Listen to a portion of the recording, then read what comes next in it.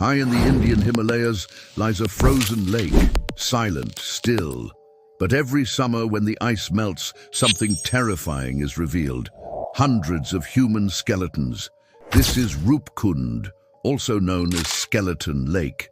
It's located in the state of Uttarakhand, in India.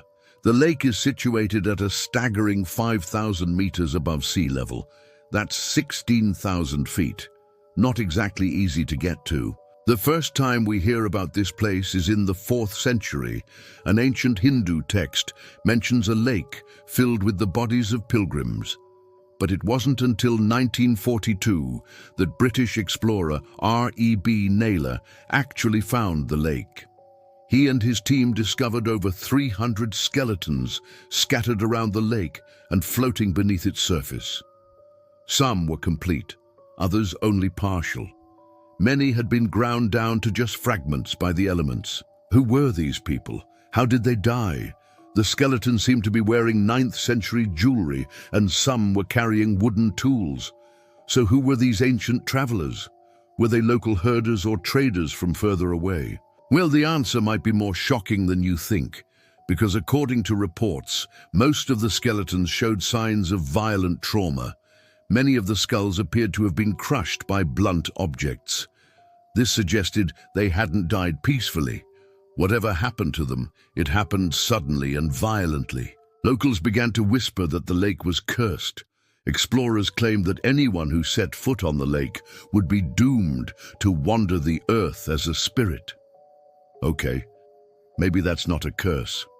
Maybe it's just bad luck. In 2009, scientists offered an alternative explanation. According to Smithsonian Magazine, a group of researchers believed that the skeletons were the victims of a massive hailstorm. Hailstorms aren't uncommon in the Himalayas, but this one would have been exceptionally powerful. To support their theory, the team pointed to the fact that many of the skeletons had head injuries consistent with being struck by large pieces of hail. Plus, other potential explanations like an avalanche or landslide seemed unlikely. There were no signs of mud or rock in the lake, nor did any of the skeletons appear to have been crushed by falling ice. And yet, another piece of evidence hinted that there was more to the story. According to Smithsonian Magazine, some of the remains had surprisingly modern DNA. Carbon dating revealed that some of the skeletons were from as early as 850 AD. Others were only a few hundred years old, dating back to the 1800s. What's more, mitochondrial DNA testing suggested that some of the individuals had Mediterranean ancestry. Wait, what? Why would people from Greece or Crete be in the Himalayas almost 1,000 years ago? And why did they stop migrating there in the 1800s? Today, the mystery deepens. No single theory can explain all of the evidence. Was it a ritual gone horribly wrong? A mass migration that turned deadly? Or something darker still? When you stand by Roopkund Lake, also known as the Skeleton Lake, you feel the weight of these ancient secrets all around you. You're surrounded by silence and skeletons. Can you imagine? Maybe the best approach is to keep an open mind. Maybe you believe these people were just victims of nature. Perhaps you think a freak hailstorm wiped them out.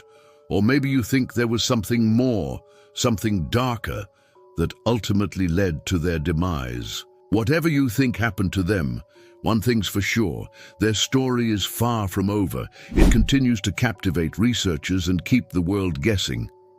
Now it's time to ask you, what do you think happened to the people of Roopkund?